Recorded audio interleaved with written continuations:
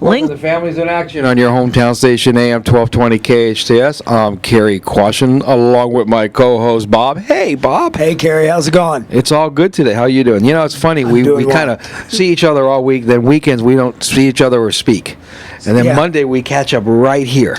I know, right? Yeah, and it's almost like over the weekend. The work doesn't stop. So we just kind of catch up on how many calls did you get this weekend, anything exciting happened. I was up half the night with two different people, the night calling up, and finally we got one of them in a behavioral health unit, and the other one is going into rehab in about 15 minutes. Yeah, good. So it's just been one of those nights, Yeah.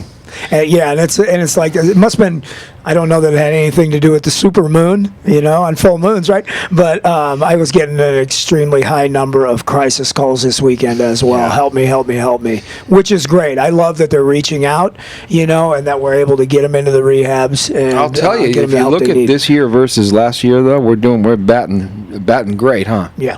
I mean, a lot less overdoses.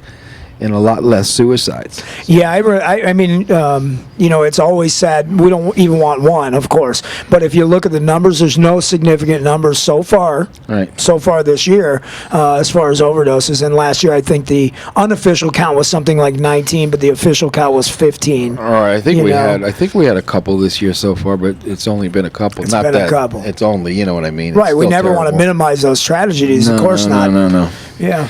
But anyways, Action is brought to you by your local hometown station, AM 1220 KHTS, which we appreciate, and Action Family Counseling and Action Parenting. I'll let you talk about that. Action Family Counseling is rehabilitation centers for both adolescents and adults. We serve a population of 12 years old and up, and we get them, sometimes they come in younger than 12. They try to come in younger than 12, but 12 years old and up. That's crazy, isn't it? It is. We're getting 11-year-olds right now that want to come into treatment. Yeah, it's getting younger and younger. So we serve a population of 12 years old and up. We have residential facilities as well as intensive outpatient facilities, both locally, Ventura County and Kern County.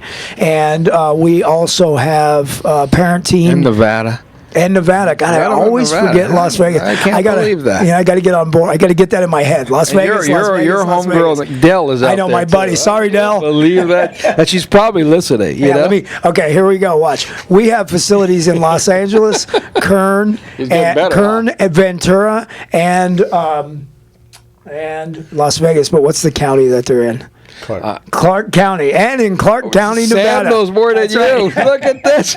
Well, he is an investigative reporter, isn't he? So that's right, and that's awesome. I got to visit Dell out there, and she's doing some great work out there.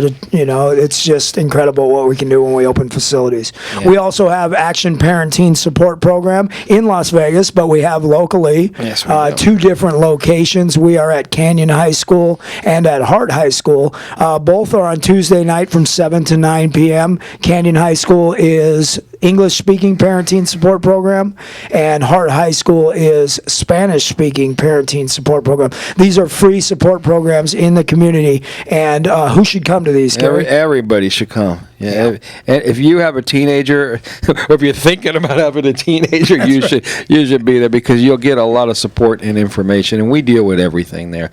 We have parents that's been through whatever it is that you're going through. They've been through it. And then we also have trained counselors that are going to work with your teenagers to kind of help them whatever issues. And we deal with everything: substance abuse, gang involvement, suicidal thoughts, depression, school issues, family problems. So it's really a good place to come and be around people that's been through what you're going through and kind of got out to the other side now.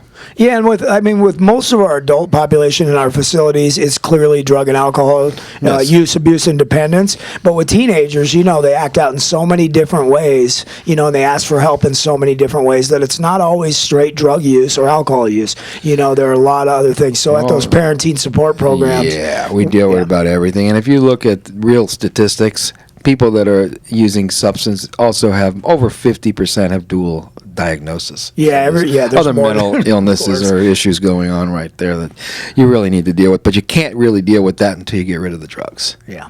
First thing's got to go is the drugs. Then you can deal with all the symptoms that caused it. So we are, we're grateful to have those facilities and those programs and KHTS, sponsoring our show, and so. Hey, we have a guest today too. We do have a It's guest. Sam Quinones. How you guys doing? Did I do that right? He pronounced it right. You did. Way to go. I'm doing good at that. Very good. aren't I? That's really nice. Yeah. Yeah, It's a tough name. I have a No, lot not of no more. I got mispronunciation. that now. I got it. well, and in the light, those of you that have been tuning in to anything that's going on in and around Santa Clarita Valley, Around everywhere. Well, it's everywhere, but we have an awareness for the drug problems. We have an awareness campaign with all the different organizations here in Santa Clarita that is it's everywhere, and we're talking about it. And if you live in Santa Clarita, you know that here and other places in the United States, the biggest explosion has been prescription opiates and heroin. Right. And it's really exciting to have Sam on the show today because he is a reporter that has worked for the LA Times, is currently on leave, but and also an investigative reporter who is currently writing a book on heroin and how I'll it tell gets. you, I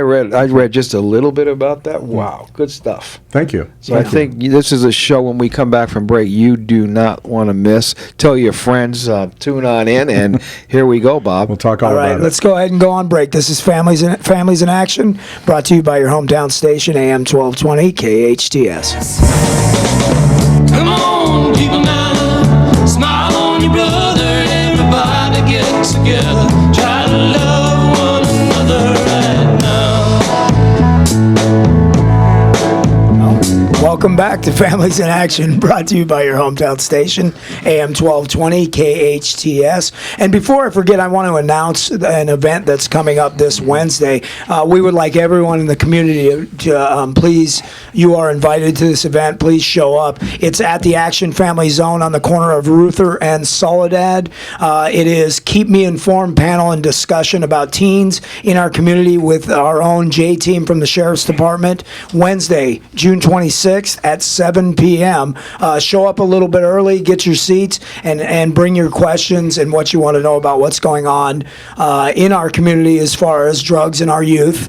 And you can ask the J team directly, and they can give you the answers about what they're seeing. Hey, knowledge is power. We want And everyone You at will get that all event. kinds of information there. This is a no-miss deal.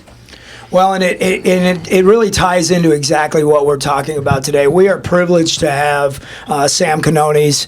Quinones, right. Quinones. Man, I was close. He almost did it. Watch this. We are privileged to have Sam Quinones with we us go. today. He's a journalist, an author, and a photographer, and has previously worked for the LA Times, and is doing some investigative reporting on the heroin trade that's coming up into the United States. And you were drawn to our attention because of a book that you are writing. Right. correct? I've been on leave from the LA Times. Still work for them, but I've been on leave from the LA Times. By the way, thanks for the invitation, guys. Absolutely. It's really nice to be here. And to write a book about both the prescription opiate abuse epidemic that we have in this country, which is pretty much all parts of the country, but also connected to that is heroin. And in many areas, in some areas it's white powder heroin, the kind you knew from the French Connection movies and all that stuff back in the 70s. But a lot of places now it's Mexican Black Tar Heroin. And that's what we're seeing around here more Sure. than anything is that black tar. Well, when I was and the way I got onto this basically was, years ago I was a crime reporter in Stockton, and in Stockton, there was a very robust crime scene up there, unfortunately, and I learned a lot about drugs and gangs, and the one thing I really knew about black tar heroin was it really was a West Coast thing. It did not really go east of the Mississippi River. It was Denver, it was Oakland, it was Stockton, it was L.A., Arizona, that kind of thing, and not too far beyond that. That was in the late 80s, early 90s. Then fast forward a bunch of years, I lived in Mexico for 10 years, really got a kind of a pretty good beat on Mexican immigration and politics and society and economics of Mexico. I come up here to work for the LA Times in 2004, and a few years later they put me on a team of reporters who study, the task of which is to write about the drug war in Mexico. My job, being in LA and speaking Spanish and all this stuff, was to write about how Mexican trafficking worked in the United States, how drugs Right. traveled in the different ways that they spread across the United States from the border crossing areas. And one day, I found just Googling online, I found this story out of West Virginia, which just really caught my eye. It was about a series of overdoses, heroin overdoses in Huntington, West Virginia. Sort of the middle of nowhere, right? Very much so. Yeah, I mean it's really, really in the middle, you know. And also they had died of black tar heroin, and I this blew my mind. I was like, how on earth did black tar heroin make it east of the Mississippi River? How did it make it to Huntington, West Virginia? I checked the census. You know, there's like 0.1% foreign-born people in West Right. Virginia. So how did Mexican black tar heroin get there? You know, so this was a Stork didn't bring it in. That's for no, sure. exactly. Well, and sort of. I began Kinda. Kinda. Right. I began to call around. I called the DEA in Columbus. The guys and the cops in West Virginia said, "Well, it's all coming down from Columbus." So I said, "Okay, fine." I call up DEA, and DEA up there, after a couple of conversations, they say, "We're arresting all the same guys who are running this stuff, and they have this system. They're all from Mexico. In fact, they're all from one town." And right there, it was like I got hooked. You know, I was Big red like, flag, "Oh wow, I want to know more about this town," because this town is. I mean, I didn't know that it was then almost nationwide. I just thought, okay, they're coming all the way to Columbus. How did they get here? You know, and they began to tell me it's this one town, and they told me it was the town. The name of the town was Tepic. Now, Tepic in the state of Nayarit. Nayarit is a small state south of Arizona. You travel down the Pacific coast, about 10 hours, you get to Nayarit, a very small state. Tepic's the capital, 350,000 people. When I heard that, though, I said to myself, that can't possibly be true. Because drug trafficking in the United States from Mexico works on the village level. Right. A capital city with 350,000 people, you've got connections, brothers-in-law, and people who went to kindergarten together. You only form those connections, strong connections, in villages. Right. So I began to think, he wasn't lying to me, the VA guy wasn't lying to me, he just didn't, I think he probably was being told by these guys that they're from Tepic and so on. And so I began to write around to different people and ask them what's going on, and different folks in prison, these Mexican guys that they'd arrest.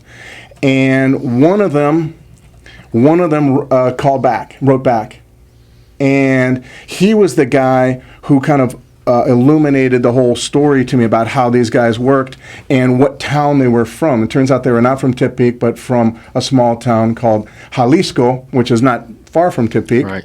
And what made them important, I learned, was that they had developed a system for selling heroin that was almost unbeatable. So far, they've not been able to eradicate them. We all want to hear all about that as soon as we get back from break. Yeah, this is Families in Action, brought to you by your hometown station, AM 1220, KHTS. Come on, people now, smile on your brother. Everybody get together, try to love one another right now. Welcome back to Families in Action on your hometown station, AM 1220 KHTS. I'm Kerry Quashin, your host, along with my co-host, Bob. This is fascinating, man. I'm Isn't into this amazing? We got Sam Quinones with us. He's an investigative reporter, a journalist. He's done lots of stories. He's on leave now from the LA Times, and he's really given us some great information about the heroin trade. And we were just in some little town where? Right, in the state of Nayarit, which is down south. If you head south from Arizona, about 10 hours, you'll hit it. And anyway, this... I'd rather not. No, probably at the moment it's probably not safe to avoid it. But this inmate that I wrote to, one of many, he called me back, and over a period of conversations we had, he explained to me how the system worked, and that all these guys were from this one town. This town is about 25,000 people in a county of about 40,000 people. Wow. And they have a system like pizza delivery. It's basically heroin delivered like pizza.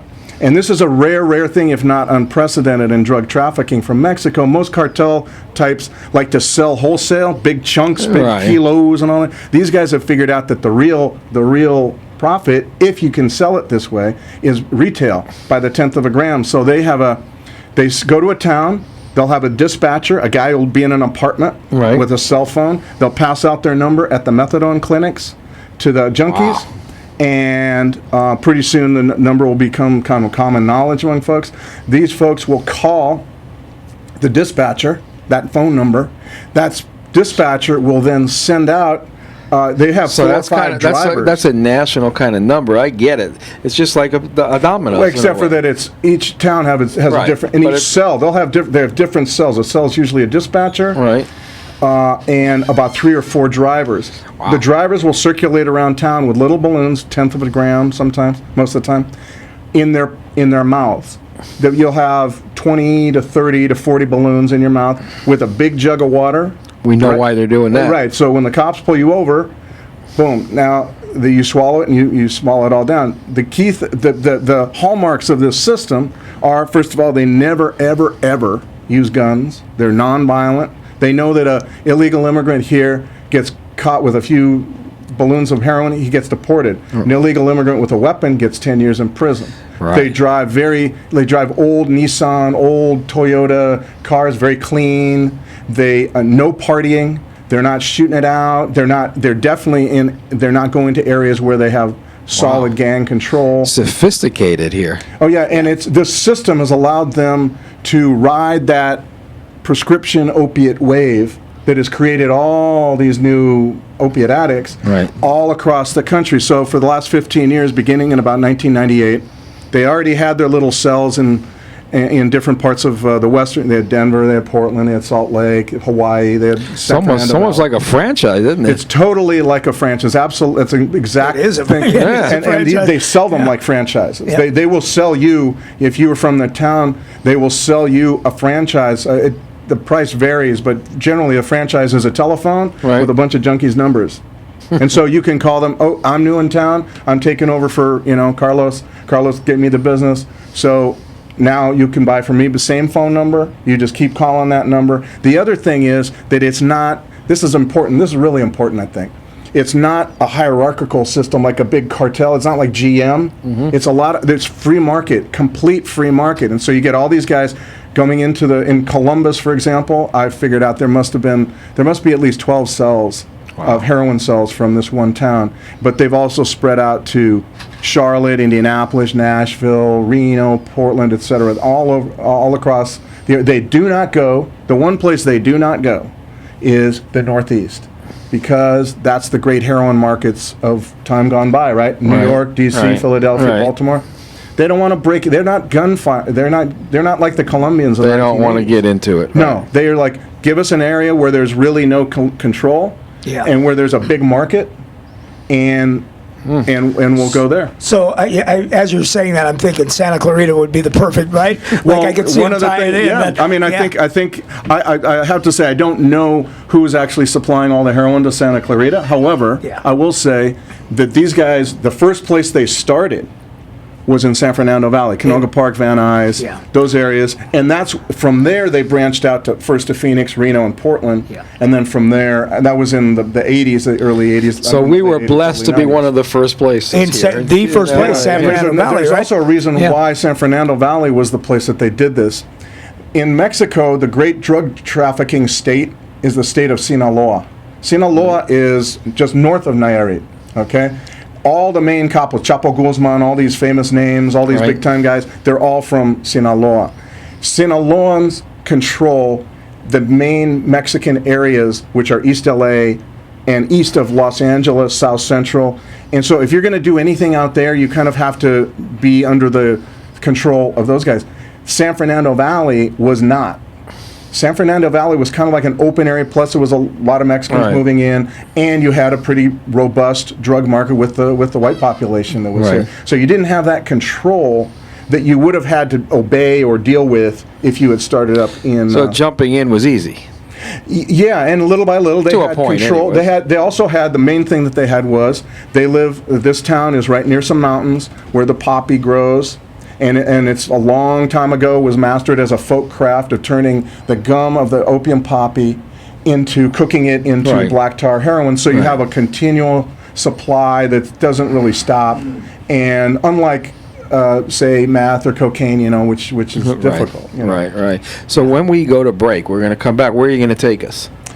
We can talk about a little bit more about how the amazing marketing strategies that these guys have. They're really impressive. I have to say. Love to hear that. So let's go on break. Bob, take us. Okay, this is Families in Action, brought to you by your hometown station, AM 1220 KHTS. The lazy. Come on, people now. Smile on your brother. Everybody get together. Try to love one another right now. Welcome back to Families in Action, brought to you by your hometown station, AM 1220. I am your host, Bob Schertz, along with my co-host, Carrie Quashen.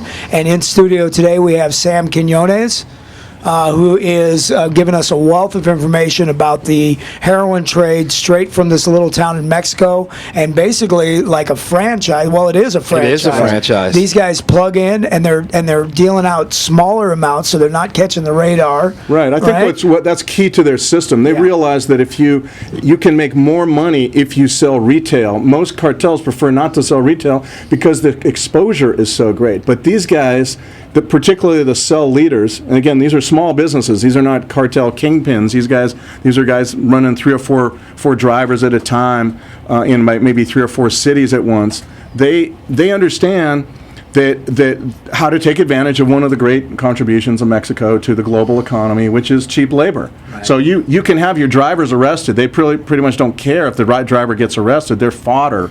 You arrest them, I replace them 3 days later. I was talking to a prosecutor in Charlotte, and she said, we had done a 7-month investigation into these guys. They're very expensive, time-consuming. We arrested them. We grabbed cell phones from different addicts and so on. We were there processing the evidence 2 days, 3 days later. They're back out there. And these texts start coming across the cell phone saying, we got a new driver because we just sent one up there. So contact him. Here's the number, all that kind of thing. And it's a system that is based on, I mean, it sounds strange, but it's based on individual initiative and entrepreneurial spirit. These guys they'll learn as drivers, they'll drive around, say, Phoenix for 9 months with their mouth full of balloons, and then they'll figure, you know what, I could do this, I could do this by myself, you know. So they figure out a town to go to. They get some supply. The supply is pretty much constant down in Mexico. There's a lot of supply there. And they bring it up and they hire their own dispatcher and they become the cell leader. And so it's a kind of an amoeba-like expansion. And I think this is really unprecedented in Mexican drug trafficking. There's lots of people selling black tar heroin into the United States, but nobody except for guys from this small town and this county are selling it this way in so many different areas and so aggressively. They will give marketing. They will market the stuff like. I talked to a junkie in Denver, and he said, "My guy." They're all Mexicans, so that my Mexican will sell me if I buy 6 days of the week from him, he'll give me a free one on Sunday. The 7th one is free. You know right, what, it's not like a really, little card that you punch at the Baskin Robbins or something like that. Yeah, right? wow.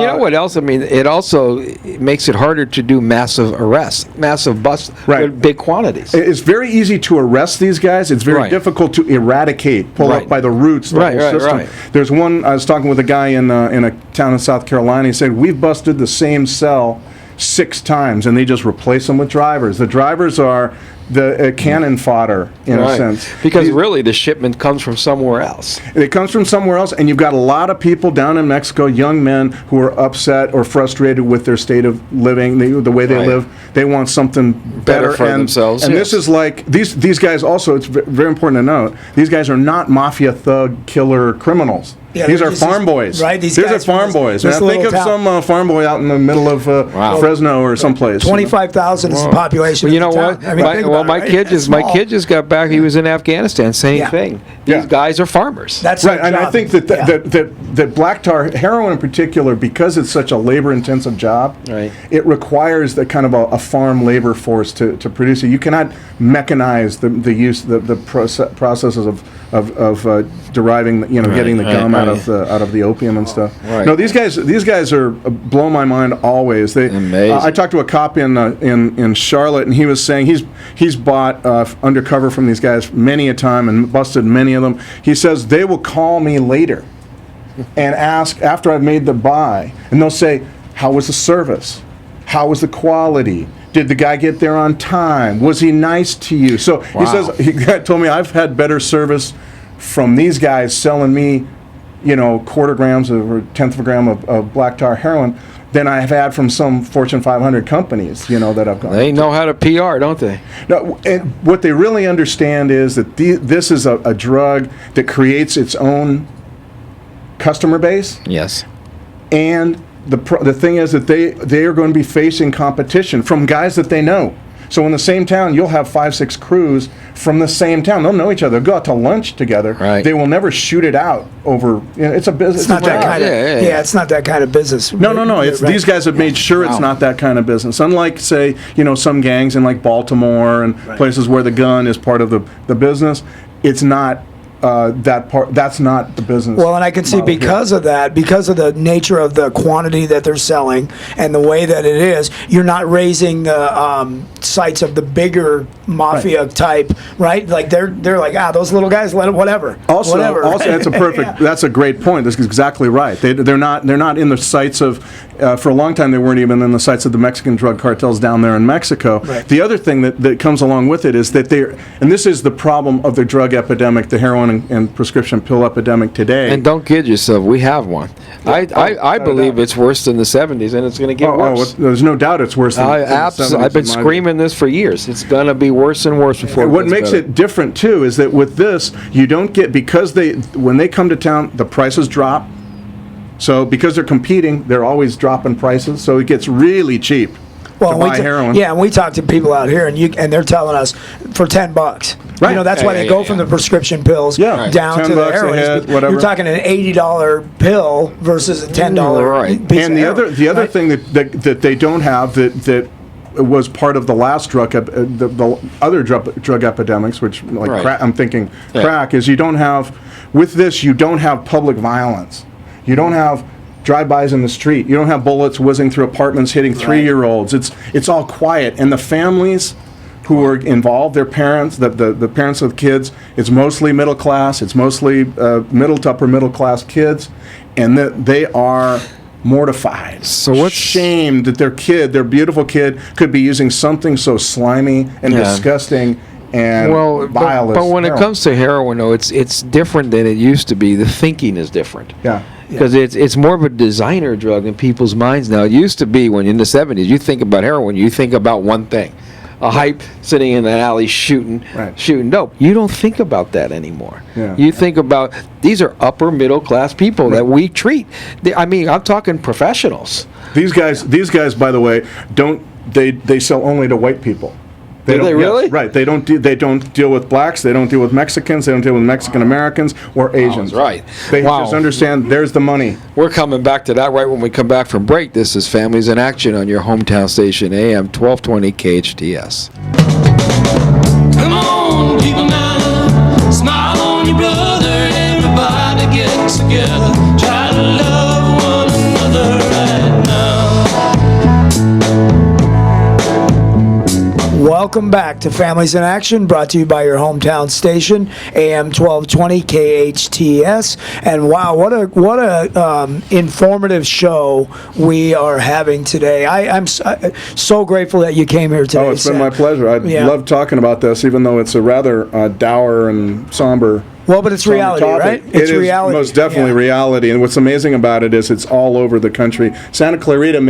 Folks in Santa Clarita may rightly, be focused on Santa Clarita, and that's the way it should be. But the truth is, it's part of a much larger story of the spread of prescription painkillers and heroin. Well, we at Action, we have clinics and drug treatment programs all over. So for us, it's really good information. Right. And we're treating people. This last year it's almost 90% of our calls is opiates. Yeah, it's amazing. It's a sad thing, and frequently, I'm telling you, it is the people who are affected are almost always the people who you would think would not be in pain. Right. The wealthiest or the middle class folks. I had a cop take me around a neighborhood in South Carolina near Charlotte. North Carolina. It was like a suburban area, and he was driving through these very nice areas, bankers and stuff. Their kids are all strung out. Oh, he goes, he tells me, welcome to our town. If you knew the people we're getting in treatment right now.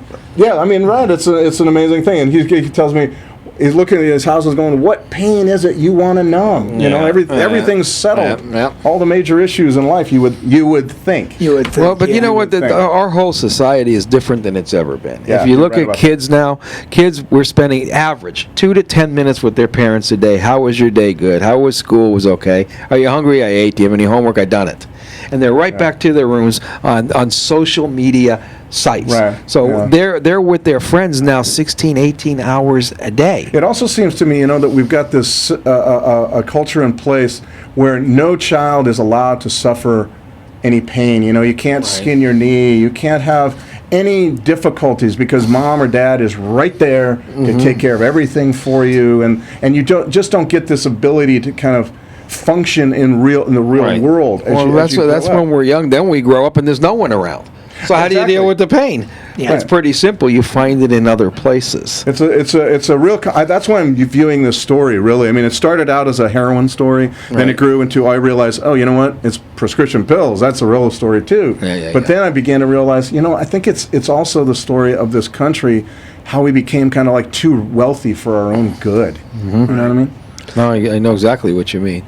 Almost scary, huh? I think so. I mean, the kids that I've seen, this system that I'm talking about, that one cop told me, it needs basically 3 things to function really well. It needs a large population of kids who have vehicles, Time, money, and cell phones. Right. So vehicles, cell phones, and money, and this system spreads Well, like hey, wildfire. Bob, do you know any kids that don't have a cell phone? Hello. I don't know any. one of them. I don't know. I'm trying to think. Yeah. Do I know any kids that don't have a cell phone? And that's oftentimes, I think, what parents do when the kids come home from rehab. Right. Oh, they're broke. Oh, well, here's some money. Oh, you don't have a car. Here's your car. Oh, we want you to be in touch with your friends because, you've been away for so long. And I met a couple that was the first 3 things they gave to their kid when he came home from rehab in Columbus. And the next day he was dead. Because he used those things precisely to go buy from these guys. What he really needed was see more that. treatment, outpatients, and follow up and everything and you else. want it to be kind of like vigilant, like standing over them for a while. Of course, to say. But okay. but that's what we think. We can give our kids everything, and everything will be good. Give them a car, give them some money, give them a phone, and everything will be great. It's amazing. We're a culture, we're a country where people cross the high plains in covered wagons, for God's sakes. Right. And the idea of a skinned knee or some day that doesn't quite go right, all of a sudden we're not capable of handling it. And it seems. And drug abuse, it always starts innocently. It really does. Yeah. It always starts innocently. It's either a little, okay, I'll never know. Well, why not? Just a hit. We take a hit of this. I'll never do anything stronger. We go to a party. We take a hit. We're already a little high. All those other drugs, opiate pills, heroin, crystal meth, they're all what I call drugs of opportunity. You're already high. Why not try something else? Yeah, and it seems to me this is a story that's repeating itself in wealthy suburbs and rural areas, rural America, rural heroin addicts. That's a weird concept. Well, I'll tell you what, we deal with people everywhere. We have more problems in cities like Agora Hills, Thousand Oaks, Santa Clarita, Beverly Hills. We're finding more drugs, better drugs there than anywhere else. Yeah, New Albany, Ohio, the wealthiest suburb of Columbus, Ohio, had 5 heroin overdoses. I heard about that. Yes, it's a remarkable thing, and you wonder, given that we're seeing people from the 70s who were addicted back then, how long we'll be seeing this epidemic play out? Probably for the rest of our lives. Yeah, absolutely. You know why? Because they keep coming up with different and better and more drugs. And it, like you said, it doesn't start from heroin. It's painkillers. They're coming out with stronger and better pain meds. Yeah. And we also live in a society where people don't want people to feel pain. See, I think that's the fundamental thing. I think you can come out with any drug you want. Right. But if you have a kind of an anchored life, a life of meaning, a life that's not centered around things and stuff, and buying stuff, but rather on your own individual achievement, and your own passion for something, some achieving or constructing something in your life, then it doesn't matter what they come up with. You can ignore it easily. But it's when you've got things and things don't make you happy, so you want more things, and they don't make you happy. Well, they make you happy for a minute. Just like and dope. then you need it's that quick fix. Like and I think that's what consumer items are the same way as heroin. Honestly, I think there's not much different between them. You get this temporary surge of like, and then you're a shopper. You run into Nordstrom. You go to the rack. You find something great, and boy, you feel good for about a day. Well, and I'm hearing how different is that from the heroin? You got always higher levels of tolerance. You got to take more and more and more. And I mean, one of the things I picked up on that you said was endless supply. So what we do is we want to take away the demand. I mean, that's our job. One person at a time, take away the demand. So we would love to, but you know what? We might be able to hurt the demand, but we'll never take it away. Right. Unfortunately, I always say I'm in business to get myself out of business. One person at a time. Every time we work with somebody, we get them where they're not chasing that drug. Look at Peter. He's turning colors. Well, we'll wrap this. I know. Look at him. We'll wrap this up after the break. He's what an holding his awesome breath. show! This is Families in Action, brought to you by your hometown station, AM 1220 KHTS.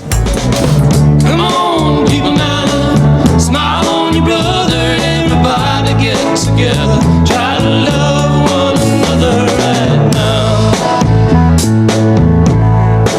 Welcome back to Families in Action, brought to you by your hometown station, AM 1220 KHTS. And wow, what a powerful show. What a powerful show is right. Couple of things we want to do before we wrap up here. You can listen to this show on hometownstation.com. You can download it. You can download it. You can listen to it on the hometownstation.com. You can also see us on SCV TV, channel 20 at 4 o'clock the following Monday. Right. On so Mondays? last week's show will be on today. This week's show will be on next Monday at 4 o'clock, which you don't want to miss it. But you know what, Sam, you got a website and all kinds of things. Let's talk a little bit about. I wanted to let people know my website, and also to extend an offer to folks who if they think if they're out there listening, that they may have bought from these guys. Right. I'm quite sure that's happened in this area, to please get in touch. My website is just samquinones.com. That's SamQuinones.com. Spell that again. SamQuinones.com.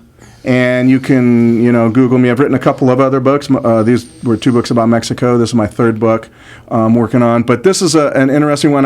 One of the reasons I wanted to do this show was I wanted to kind of extend an offer to folks.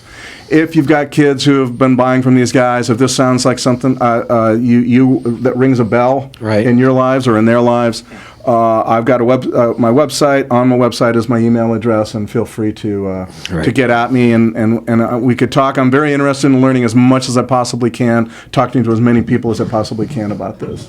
So. Well, and as you were talking about how it all works, I can almost guarantee you're going to get some calls or some hits on your website for here, locally, because it sounds after working with local drug addicts and alcoholics, it's exactly the story that they're telling. Because I got a phone number, I got a friend, or I got this guy. And it's working exactly the same. It's really a revolution. These guys amount to kind of a revolution in drug marketing. It's like the same as any business. You have an innovation. You have people who figure out new ways of supplying the customer that the customer is demanding. That's what these guys. I remember I used to live in Hollywood, and we cruised down Hollywood down a street. I think it was not Cahuenga, but I don't remember, one of those streets. And there'd be people selling dope on the corners. On the street. And the cops would come and bust them. An hour later, there would be more. Yeah. It used to be that heroin was sold, like in Portland, for example, they used to sell it on the streets. Right. Then, in about 91 or 92, these guys come to town. And again, just and what it offers is the junkies doesn't want to go down to Skid Row and buy their dope. It's dangerous down there. That's right. You want the convenience. You don't know what you're really buying when you're doing it that way. Right, and that's the other thing. I've talked to numerous addicts. They say, these guys dope. It's always kind of, it's always know what you're getting. You always know what you pretty much know. And if you don't, you can complain the next time. Yeah. Which is not like the street dealer where you don't know who he is and what he's selling. It's like sending back a sandwich. I'm afraid I'm sounding a little bit like a commercial for these guys. No, some of the addicts who might be listening. I tell you what, don't buy dope, guys. Well, we're not giving the number out. That's and I tell you what, it sure paints a picture of how easy it is to get stuff in our society. A lot of people that may listen to this show or be sitting out there, or we run into, a lot of parents and a lot of family members are in complete denial. They don't know that this stuff's going on. Yeah. So I think it's really important for them to hear this. I think this is like the fundamental thing. It's a great point. you go across the country, and over and over and over and over, parents are completely oblivious that this could possibly be happening. Right. And it's only through work of parental groups or this show, people getting out the word, that the cops have any chance at all in this. Because you can arrest these guys, and they have over and over and over and over, and it doesn't matter. There'll be more guys to take their place so long as there's some kind of demand. And that sure must be frustrating for law enforcement. Oh, yeah. I know I speak to the cops all the time about kids and the pot stuff. Well, yeah, we catch them, but what are we going to do? We send them to court, DA rejects it. I mean, right. so it's And in almost, this case, it's, it is heroin being sold, and you can see I've talked to numerous officers. They could see the damage Of course. being done to the communities. Oh, yeah. And here's the other problem, though. It's another thing that they all mention. When we bust these guys, they almost never have any money on them. They're not like the big drug kingpins. They don't have a big mansion, a big car. They don't have lots of money. They don't have lots of dope. When we bust a guy and he has a half a pound of heroin, that's huge. Amazed.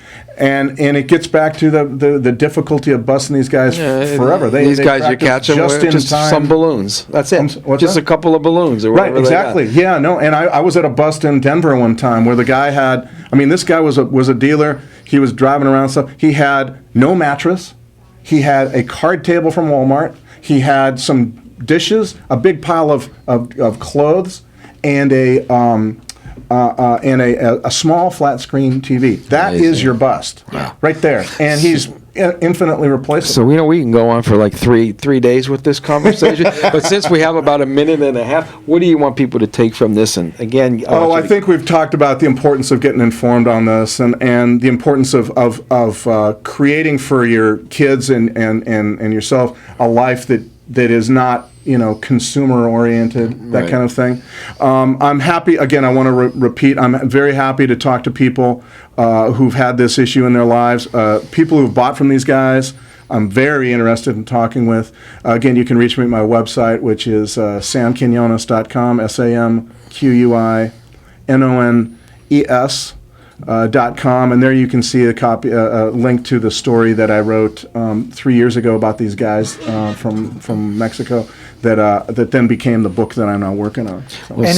And if you're on the other end of that, and you know somebody who's using, and you want some help on that end, please call us at Action Family Counseling, 1-800-367-8336. That's 1-800-367-8336. And Sam, also, I want to take a minute to thank you for not just for coming, but for what you're doing. I know you put yourself in some dangerous situations. I have to tell you, it's been an engrossing thing. I just couldn't believe what I was onto. And then the more I pulled at it, the more I pull, you pull at something and it begins to kind of unravel. Well, knowledge is power, and you're giving us a lot of knowledge. Well, I appreciate the opportunity to talk about it and the invitation. It's been great talking with you guys. Great. This is Families in Action on your hometown station, AM 1220 KHTS. Thanks for listening. Sam, thanks again. Thank you. Bye-bye. Thanks, Sam.